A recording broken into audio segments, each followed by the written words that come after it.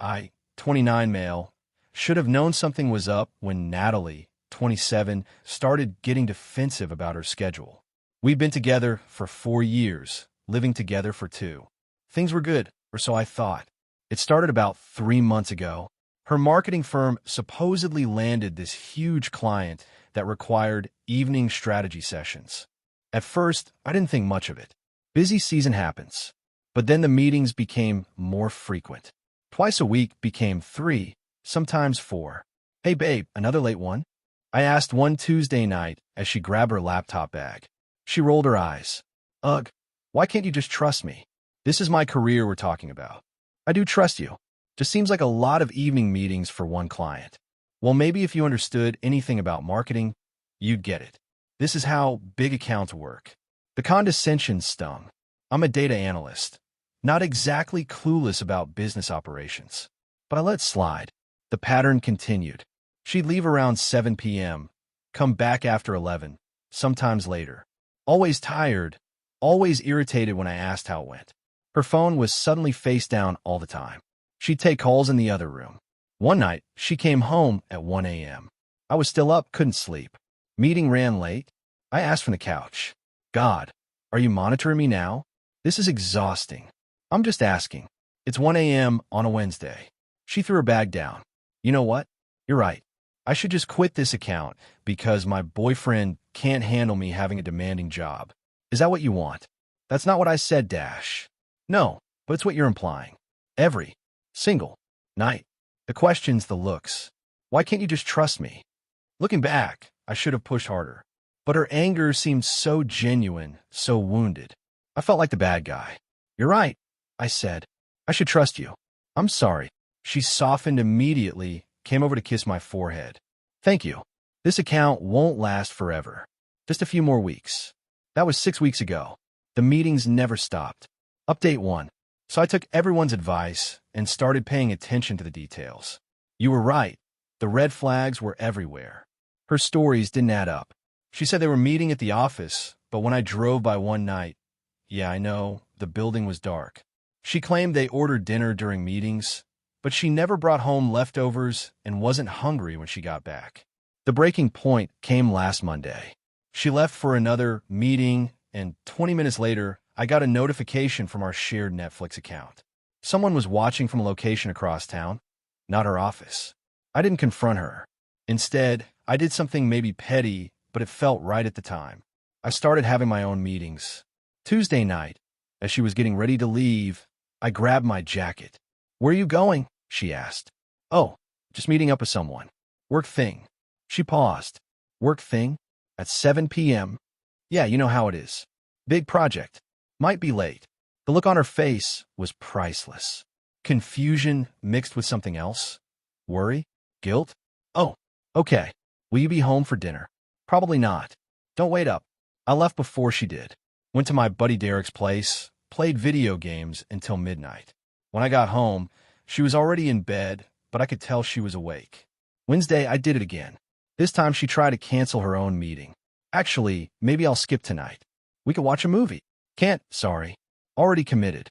You understand, work stuff." She went to her meeting after all. By Friday, she was losing it, blowing up my phone while I was out. "Where are you? Who are you with?" This isn't funny anymore. I responded exactly how she used to. "Why can't you just trust me?" Update 2.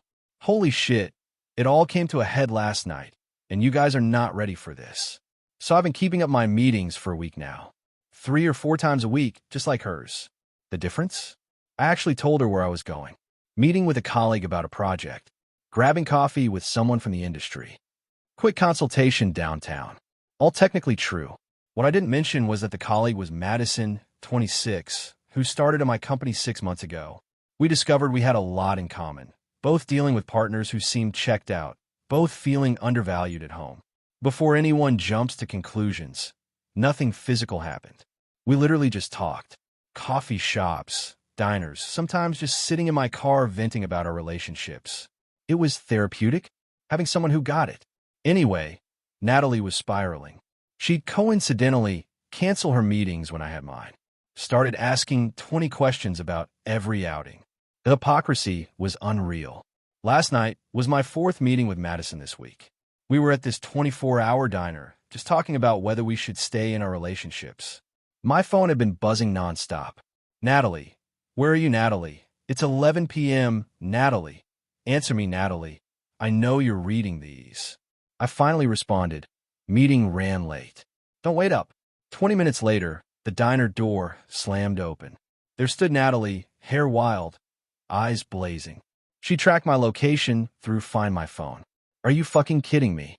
The entire diner turned to stare. Madison shrunk in her seat. Natalie? What are you doing here? What am I doing? What are you doing? She marched over, saw Madison, and her face went from red to purple. Meeting with a colleague? She's practically a child. Madison stood up. I'm 26, and we're literally just talking. Oh, please. Natalie turned on her. I know exactly what this is. How long have you been fucking my boyfriend?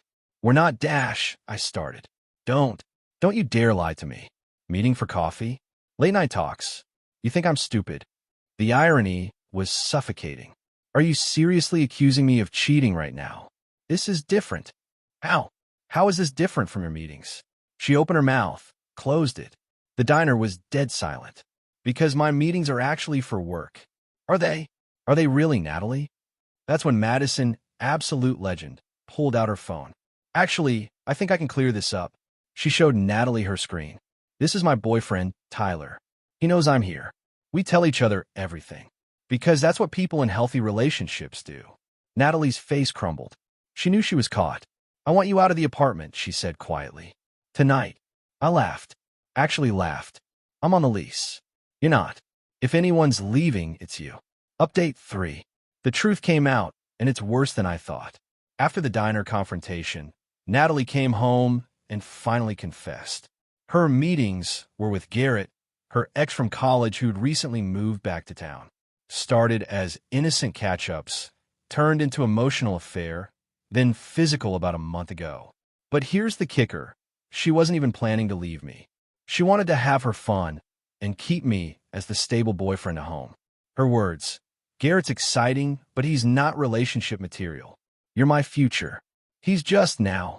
I asked her to pack her things. She refused. This is my home too. You can't just kick me out. You're not on the lease. I've been paying half the bills.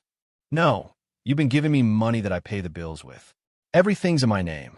She tried tears. Where am I supposed to go? Garrett's. He has a roommate. Of course he does. She then tried anger. You emotionally cheated too. With that Madison girl. I made a friend while my girlfriend was fucking her ex. Not exactly the same thing. You did to hurt me. No, I did to show you how it feels to be dismissed and gaslit. Notice how you immediately assumed I was cheating? That's projection, Natalie. The next 48 hours were brutal. She called my mom crying, saying I was kicking her out over a misunderstanding. Posted vague shit on Instagram about toxic men who can't handle successful women. Had her friends blow up my phone, calling me controlling and abusive. Tried to change the Netflix password. Joke's on her, I pay for it.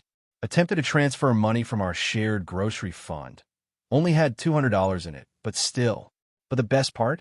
She called Garrett to come help her move. He showed up in a beat-up Honda Civic, took one look at her stuff, and said he'd need to make multiple trips. Can't we just rent a U-Haul? She asked. I don't have money for that right now, babe. The realization on her face that she'd blown up her life for a dude who couldn't even afford a moving truck, that was satisfying. Final update. Natalie's gone. Moved in with her sister after Garrett wasn't ready for that level of commitment. Shocking. She tried one last manipulation. Showed up 2 weeks ago with tears and apologies. Said she'd made a huge mistake, that the thing with Garrett meant nothing, that we could work through this. I was just stressed about work and made bad choices. But you and I were meant to be together. Were your meetings actually about work? She looked away. Some of them were. How many? Does it matter? I choose you. I asked her to leave. She sent a few more texts over the following days, alternating between love bombing and accusations. I blocked her. Madison and I still grab coffee sometimes. Turns out we make better friends than anything else. She's working things out with Tyler, and honestly, I'm happy being single for now. Found out through mutual friends that Natalie's been telling people I emotionally abused her into cheating, that I was so controlling she had to find comfort elsewhere. Some people believe her. That's fine. The ones who matter know the truth. Oh, and the best petty revenge? I kept the Netflix account but changed the password. She texted from a friend's number last week. Can you at least let me finish Stranger Things? I replied, why can't you just trust Garrett to have HBO? Block that number too. Looking back, the red flags were everywhere. The deflection, the gaslighting, the accusations of not trusting her while she was actively betraying my trust. But I learned something valuable. When someone shows you who they are, believe them the first time. And when they accuse you of not trusting them while being untrustworthy, that's not your problem. Thanks for following along, Reddit. I'm doing better now. Apartment's quieter, but it's peaceful. Sometimes that's exactly what you need. Edit. Since some of you asked, yes, I told Garrett's roommate about the situation. Turns out he's not thrilled about Natalie hanging around their place all the time. Last I heard, Garrett was getting pressure to either commit or cut her loose. Karma's funny like that.